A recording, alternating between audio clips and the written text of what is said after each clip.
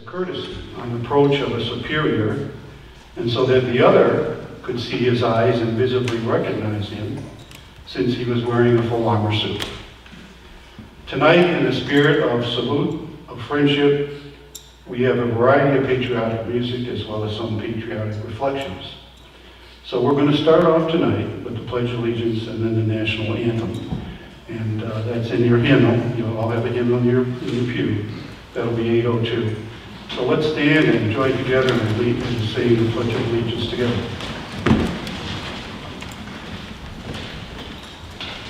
I pledge allegiance to the flag of the United States of America and to the republic for which it stands, one nation, under God, indivisible, with liberty and justice for all. Now let's join together in singing our Star Spangled Banner, 2 verses.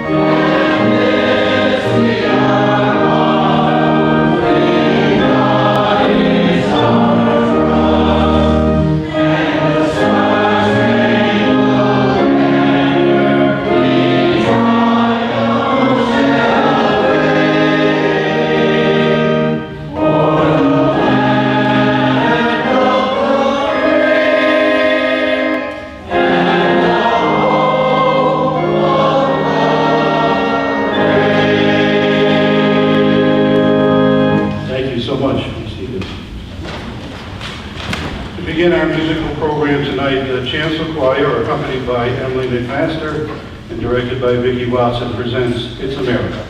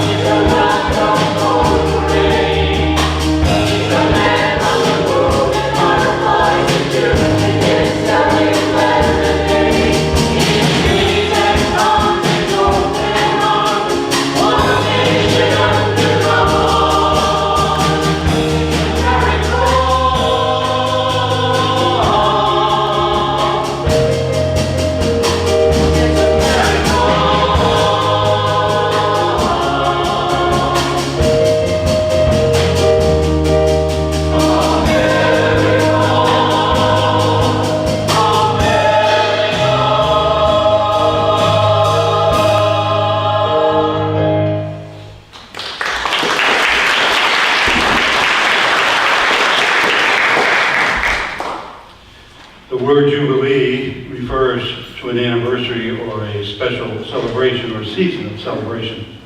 Pope Francis had designated 2025 as a jubilation year, or a jubilee year, with a theme of hope.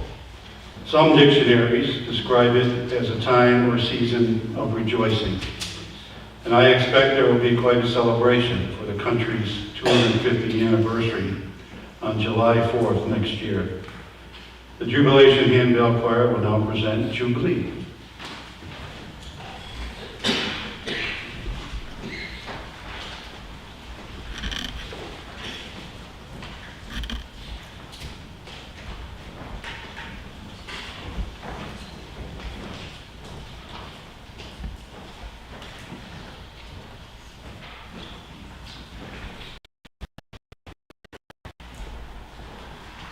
Any of you here for the first time?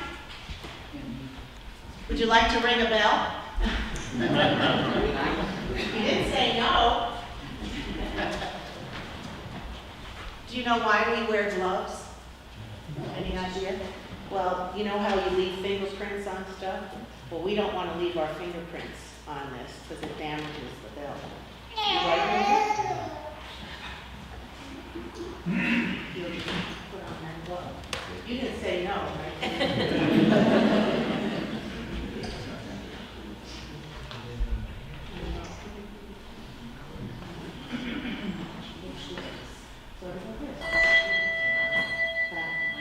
Yes. Sign them up. Anyone else like to ring a bell? Gail wants to make one. Yeah? Want to ring a bell? They're afraid. You're all afraid.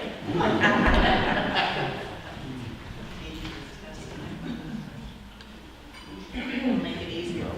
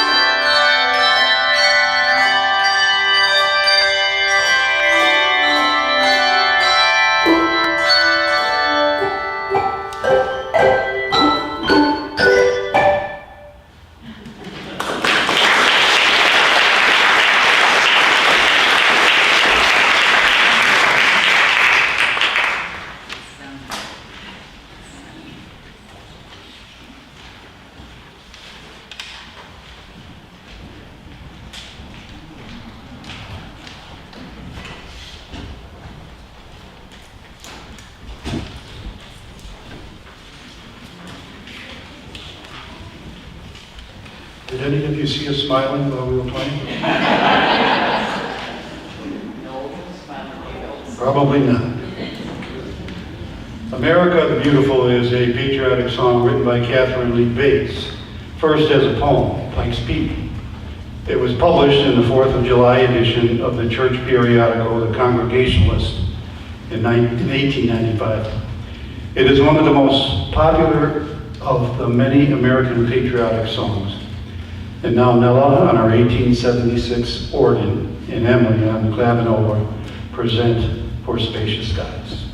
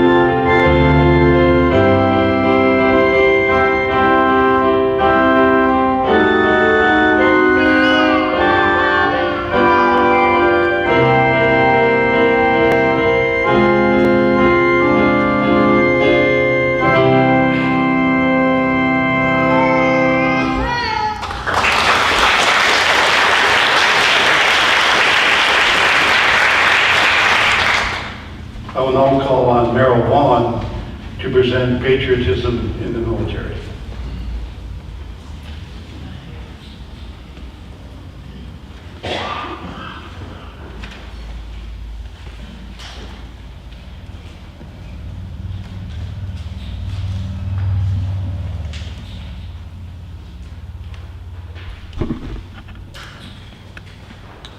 Can everybody hear me?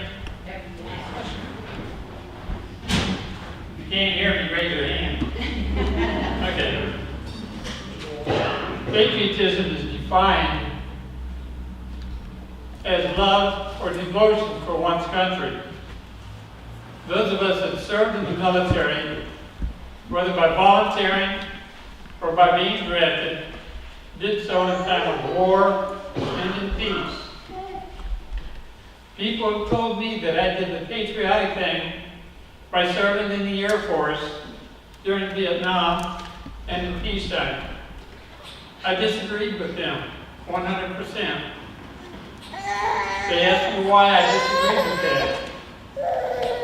I told them it was because that millions of Americans have previously served in our nation's armed services over the generations of our nation.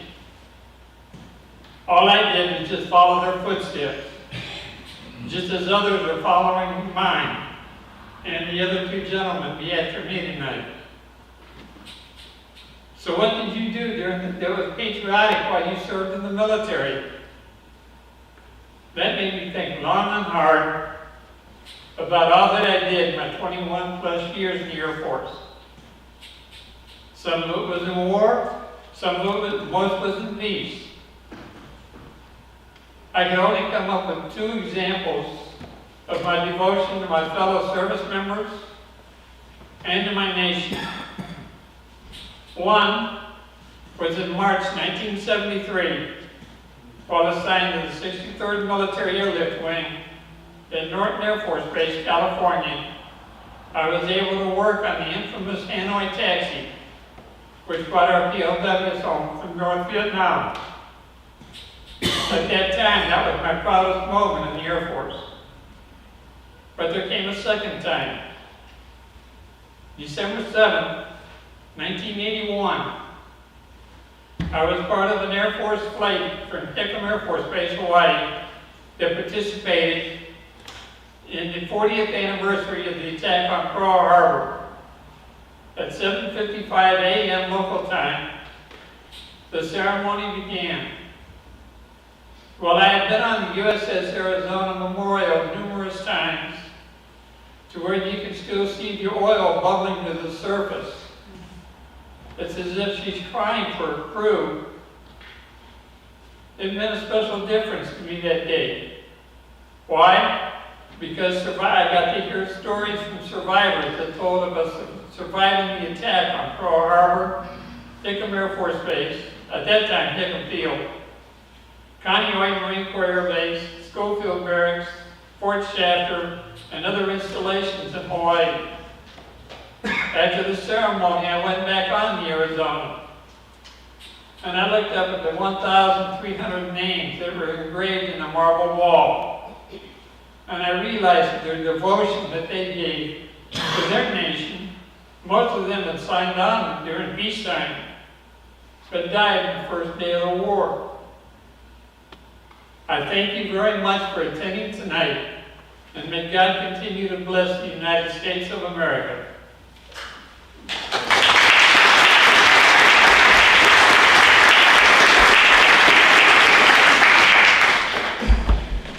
Thank you, Mira. The next musical selection is a favorite in our concerts. It's a way we can recognize and honor not only the service of those brave military men and women, but also families who support and sustain them.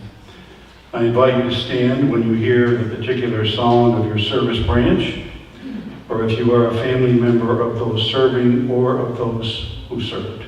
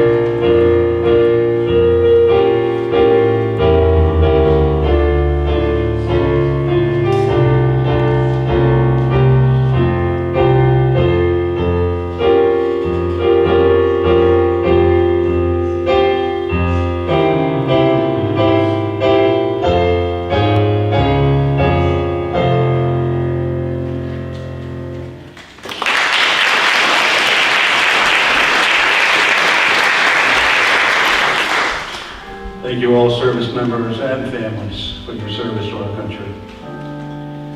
The battle hymn of the Republic, also known as Mine Eyes Have Seen the Glory, is a song by American writer Julia Ward Howe, written in November of 1861 and first published in the Atlantic Monthly in February of 1862. In the years since the Civil War, the battle hymn of the Republic has been used frequently as an American patriotic song at gatherings and events. The chancel choir will now present the battle hymn of the Republic.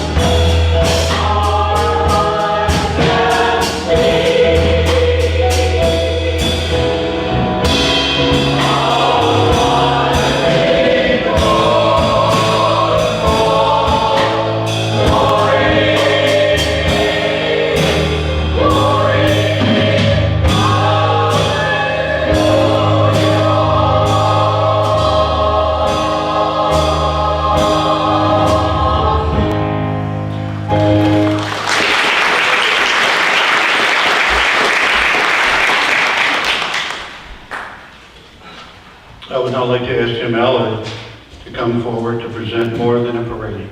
Jim Allard.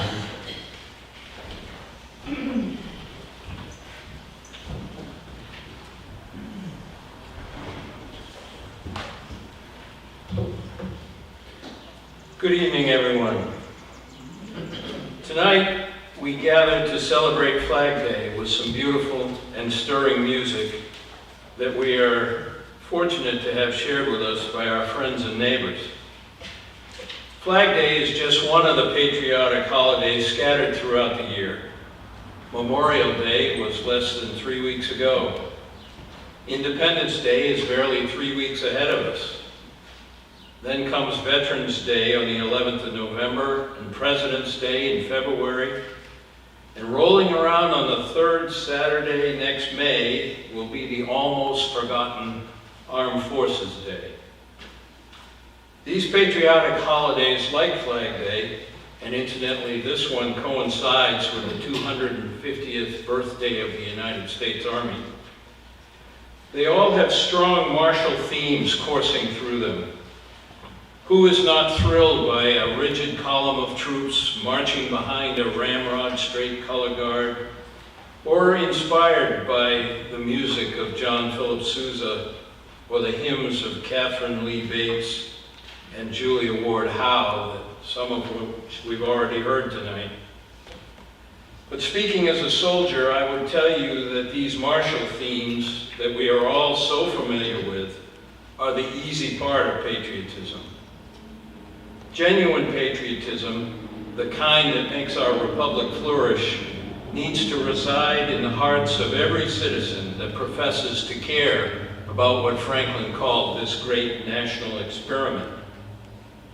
It resides in our faith and our duty to our neighbors and our hope for the future.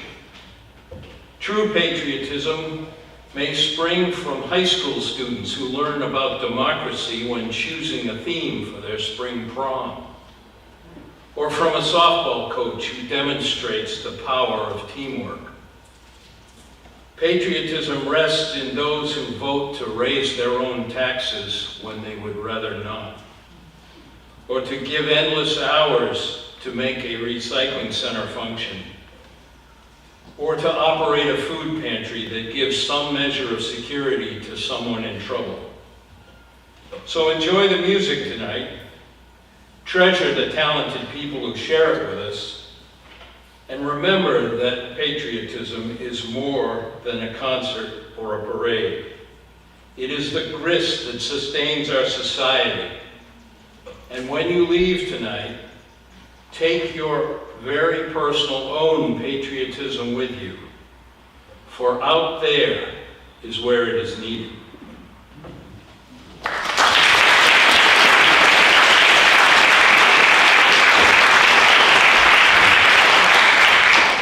Thank you, Jim. We now welcome Michelle Lips and Gail Allard as they offer a medley of patriotic songs.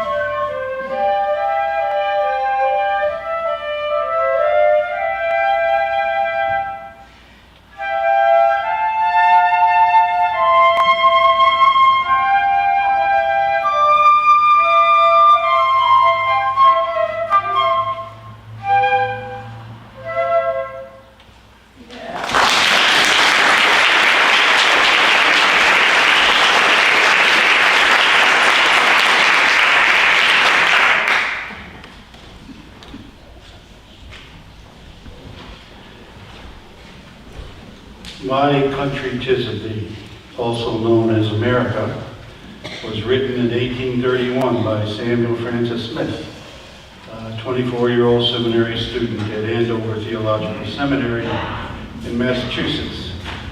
Smith was inspired by the German song, God Bless Our Native Land, which was set to the tune of God Save the King, the national anthem of the United Kingdom. Smith chose to compose an original song for America using the same melody. The song was first performed in public on July 4th, 1831 at Boston's Park Street Church. Before the Star Spangled Banner became the official U.S. national anthem in 1931, My Country 'Tis of Thee served as a national anthem. I would like to ask you to please stand now and sing loudly as we sing together, My Country 'Tis of Thee. We're going to sing all 4 verses, and the song is in 807 of your pew Bibles. If you'd rather, if some of you may remain seated, please do remain seated.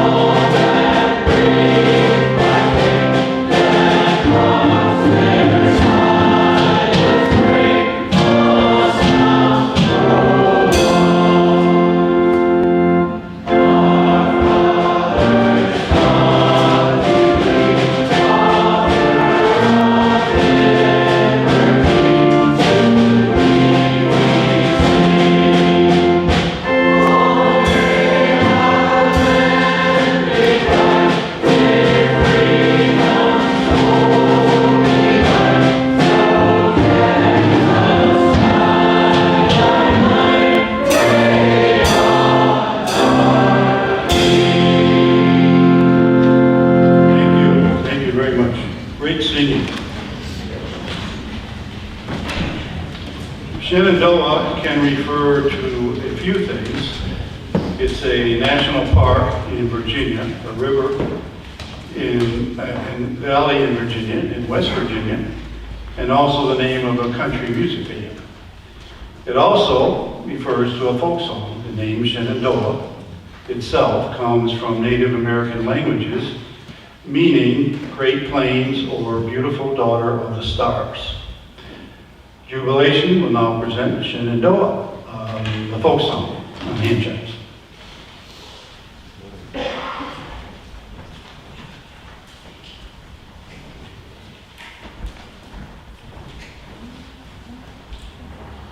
Where's my demonstrator?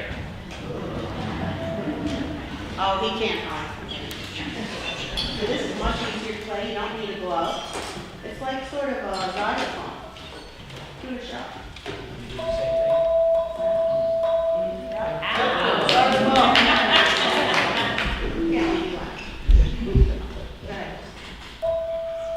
Easy. He's a good singer. He's a good singer. Oh, else? Try? I'll let you have it. Okay. Easy, isn't it? You can't say no. Easy, isn't it nice? And then when we play it, we damp it, we put it on its side. Right next to it.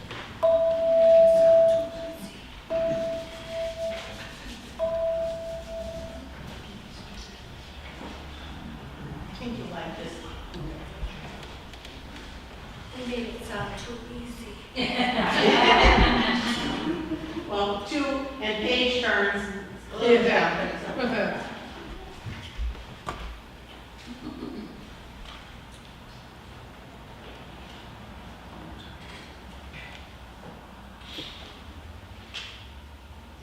One, two, three, four. 1, 2, 3, play.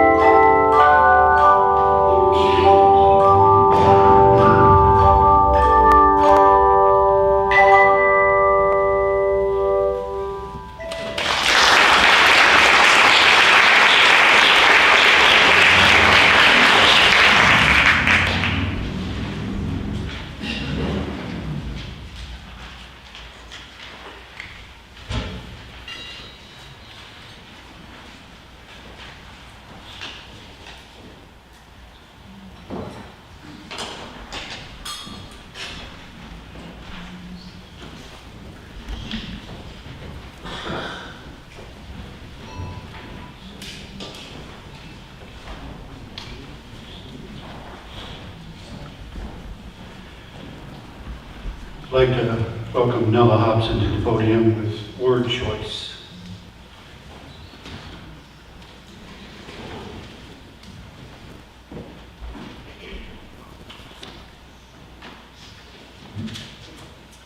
Before I talk about word choice, I'd like you to look at your programs.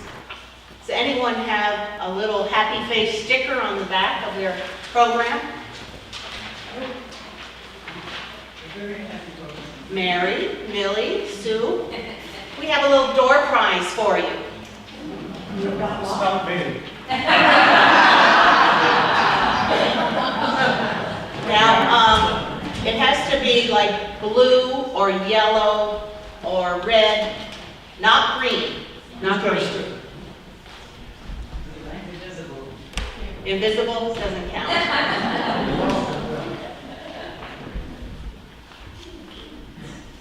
Sue Blackman, Mike. Mike. Sue Blackman.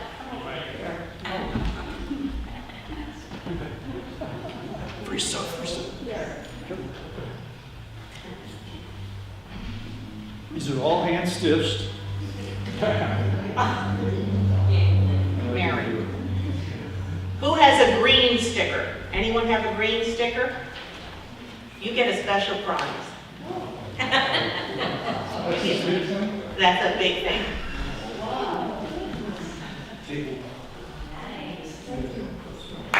Any other stickers? Nobody else? Mike, give that gentleman who's in our bell choir and in our choir, give him one. You're the lucky guy.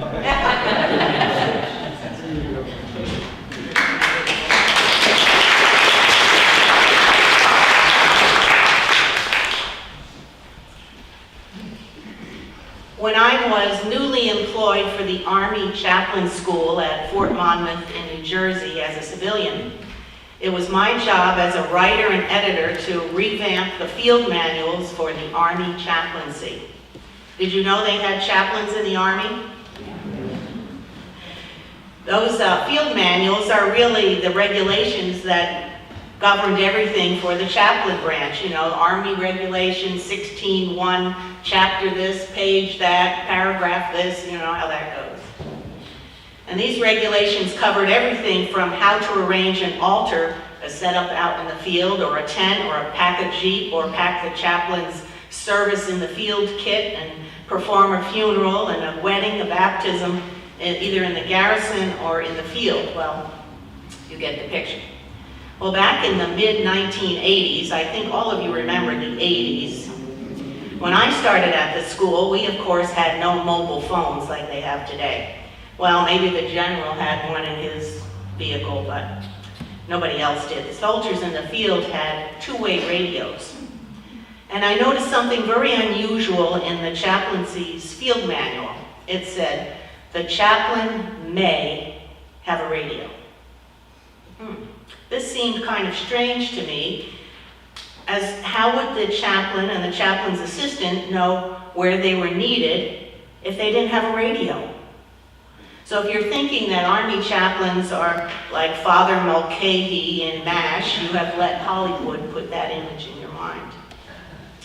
The Constitution guarantees the freedom of religion, and that applies to everyone in uniform as well. So chaplains and chaplain assistants, those are the enlisted soldiers, went where soldiers went. And usually this meant the front lines, if they could beg a ride. I couldn't get them a vehicle. So there was usually one chaplain and one chaplain assistant per battalion, which could be as large as maybe 1,000 soldiers. And they served all types of Army units, and these soldiers were their congregation. So getting back to the radios, after consulting with the Chief of Chaplains, Sergeant Major, I decided to change the wording from the chaplain may have a radio to the chaplain will have a radio. And so after a while, this manual went forward with all my other changes as well, grammar, punctuation, and spelling, and graphics, and illustrations. And these things take time to go from one office to another. My boss's boss, his boss, the Chief of Chaplain's office, the Department of the Army at the Pentagon, everyone had to sign off on this thing. But lo and behold, it all passed. Because of this one word, from may to will, the chaplain and his assistant now had a dedicated radio. And they could point to the regulation, and nobody could contest it. So you see, the commander just had so many radios to hand out, and the chaplain likely was not one to receive one. But with this regulation now in effect, the commander could get an additional radio and wouldn't have to take it from his dedicated supply. The commander was obligated by doctrine to give one to the chaplain. So because of my word choice, it became Army doctrine. Who knew? It may not seem like a big thing now with cell phones, but with the next conflict of Desert Shield and Desert Storm in the Gulf War beginning in 1990, chaplains had their own radios.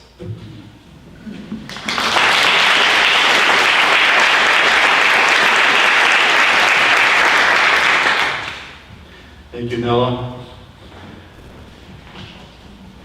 I can attest to Nella's ability to edit and punctuate, all those type of things.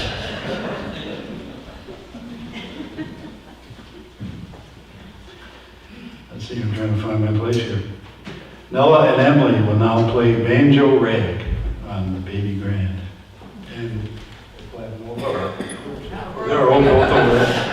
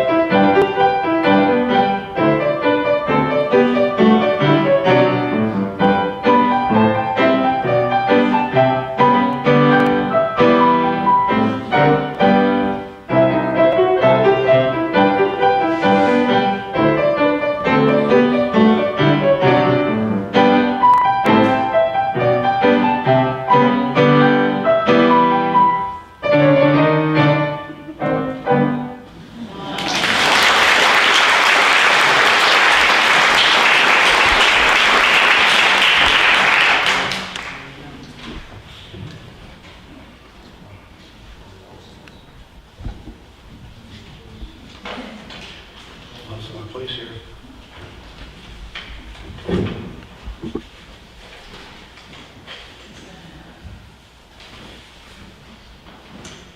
Jubilation will now return, and we're going to play Joy and Delight.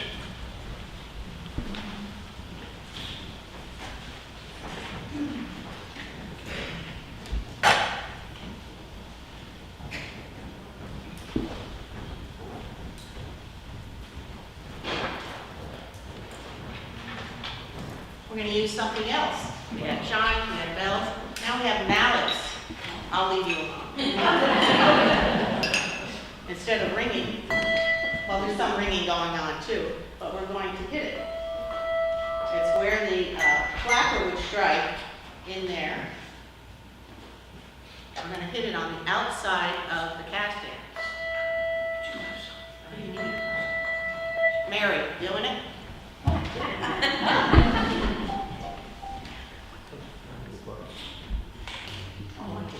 Just hit.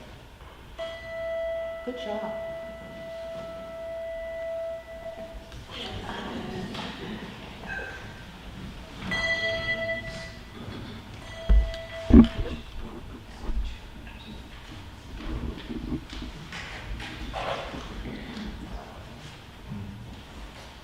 Joy and delight is fast becoming one of our favorites.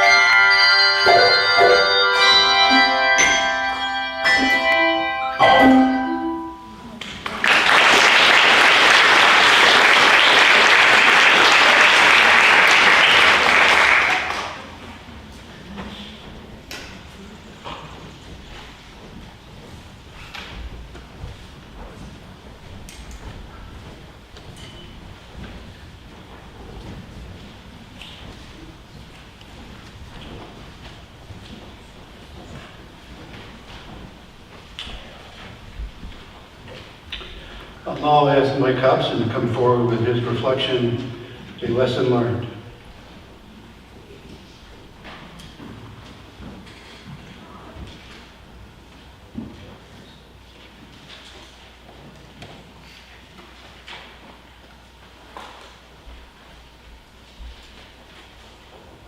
I offer this from the lighter side of military experience. During the final phase of helicopter flight training at Fort Rucker in Alabama in 1972, student pilots practiced low-level flight exercises to develop navigational skills. With 2 students per teacher, on one day instructors would teach a lesson while at the controls, and the following day the students would practice that lesson with no instructor on board. One afternoon, my instructor was teaching when a radio call was received from flight operations. A student-only crew had reported that their UH-1 Huey had been shot at by hunters. The call terminated with the ground coordinates of the location reported by the students and a request from operations to identify which instructor aircraft was closest to investigate. My instructor answered the call and reported that he was changing course to check out the location. Now, for background, it was standard practice for student pilots to use call signs that originated from their instructor's call sign. My instructor was Blue Fox 24, so my call sign was Blue Fox 24 Alpha, and the other student was Fox 24 Bravo. The terrain we were flying over was mostly flat and pine forested. Arriving at the reported location, we observed 2 pickup trucks parked nose to nose on a dirt road with 5 or 6 people standing around.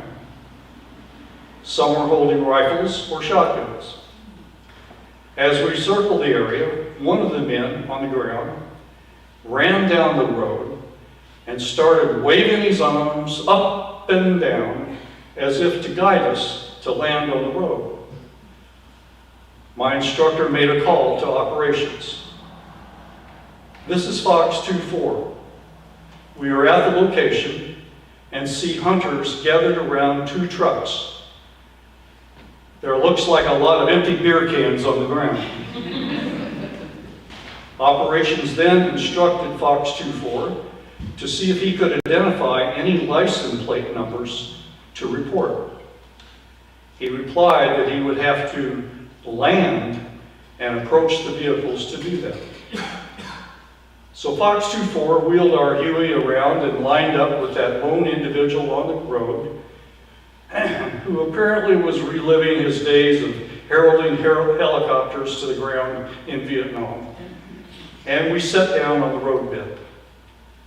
Leaving the Huey running, the instructor turned control over to me in the co-pilot seat, said to me over the intercom, 2-4 Alpha, you take over radio duty. He removed his helmet, opened his door, and stepped down. I and my stickmate, 2-4 Bravo, watched our instructor walk toward the 2 vehicles. The gun-toting hunters had formed a reception party to greet him. Now, in my opinion, there didn't seem to be any threat at this time. The hunters were waving and calling to our instructor as he drew nearer, and they seemed happy to have this unexpected diversion to their afternoon beer call. After a few minutes, I heard operations call on the radio. Fox 2-4, what is the situation? I keyed the mic and I responded. This is Fox 2-4 Alpha. Fox 2-4 is with the hunters now. They look pretty docile. Big mistake on my part. Whoever was manning the switch at operations immediately made a call on the guard channel, which goes to everyone in the area, no matter what frequency the radio is set. And they said, Fox 2-4 Alpha says they look pretty hostile. Try as I might, I could not get out a correction on the radio for my misunderstood message. And from what I could hear of the chatter going on, it was apparent local authorities were going to be called. After a few minutes, I was able to break in on the excited babble and report that I had said docile, not hostile. The incident ended with our instructor returning and revving up the aircraft for takeoff. He'd been unable to obtain a license plate number due to the tailgates being lowered. He flew the aircraft back to Rucker, and I was given a special post-flight dressing down by a department head who told me, quote, never use a $2 word like docile on the radio. Lesson learned.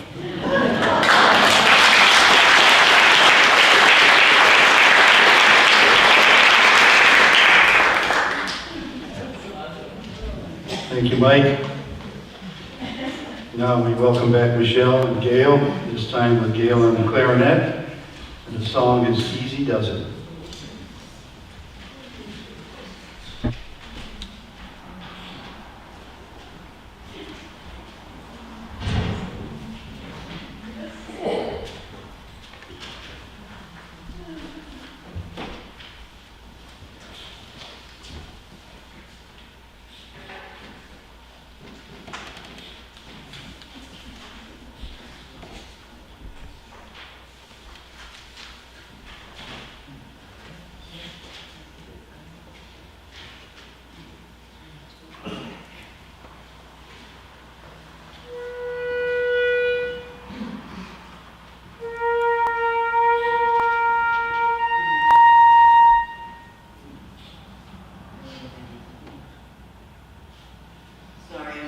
Spring this morning, so I've got a rubber band here.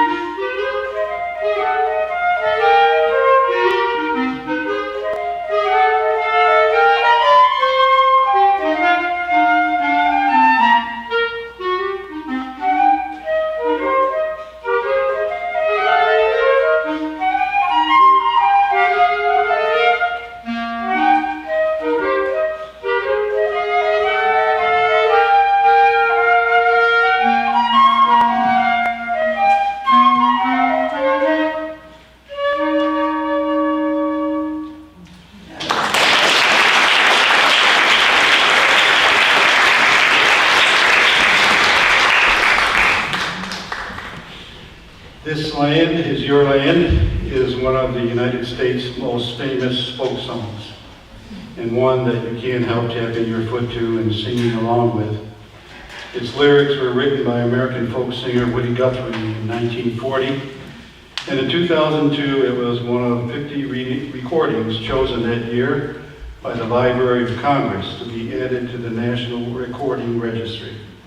Our chancel choir winds up our program tonight with This Land Is Your Land.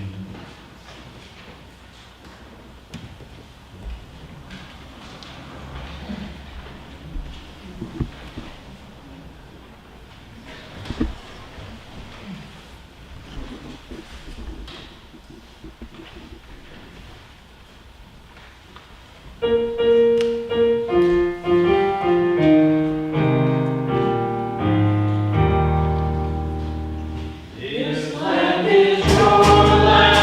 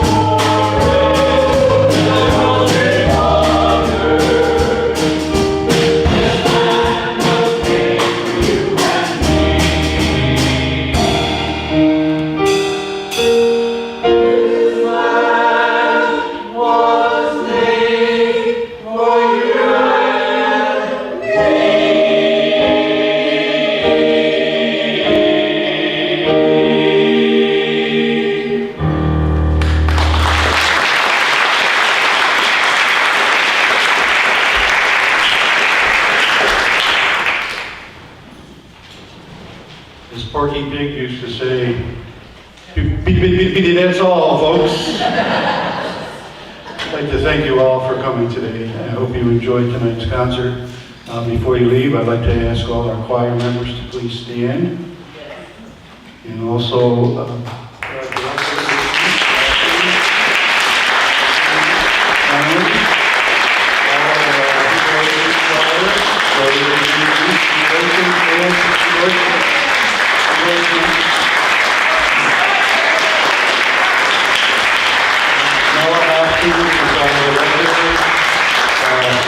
Neil Allard and Michelle Lips. Drums.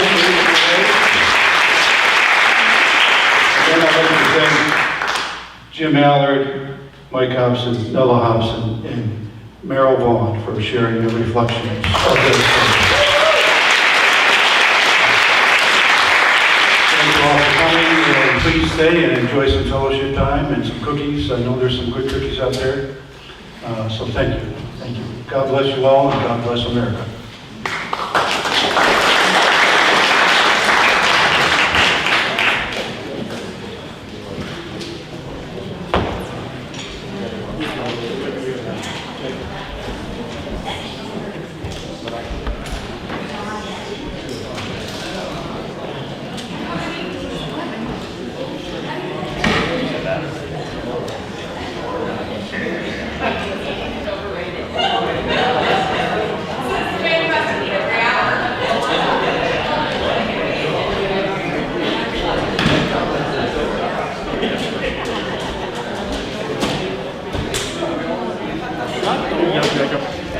What? Shut the window. Somebody's got to do it, George. Okay, you want to have some cookies? Yeah, It's gonna work.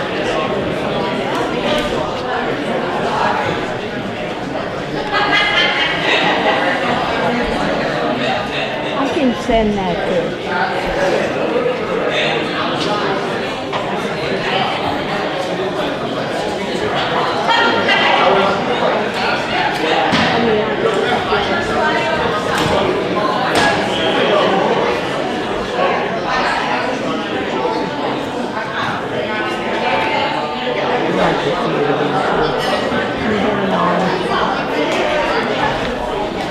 Did you like that? That was nice.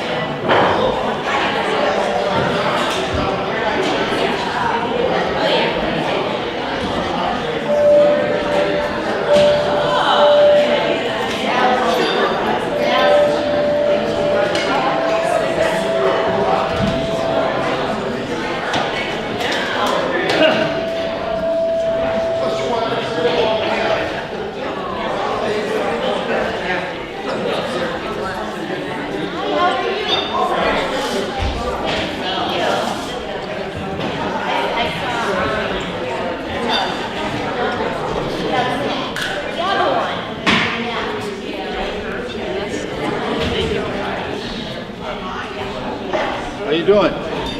Good to see you again. You're a repeat guest. I know that. I've seen you before. Yeah, I wouldn't miss this. Yeah, thank you. Thanks for coming. Thank you for that. You were in the Navy.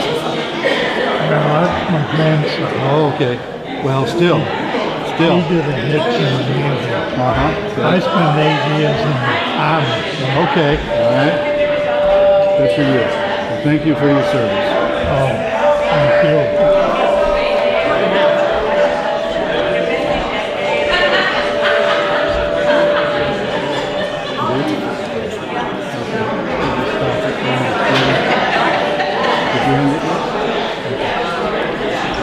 Oh, okay.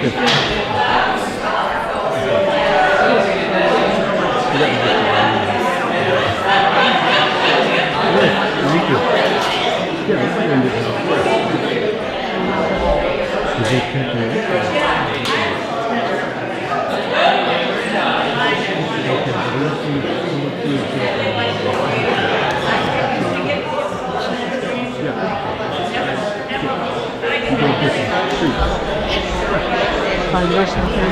Thank you for doing this tonight. I didn't know if you were going to do this.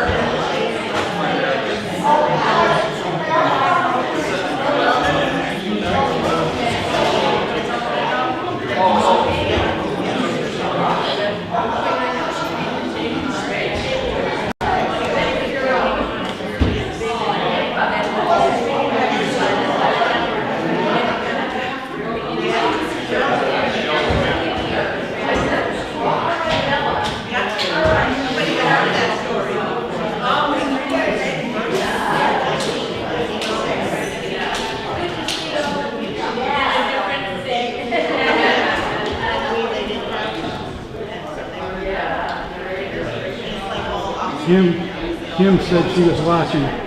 She was? She said, hi now, I'm watching from Florida.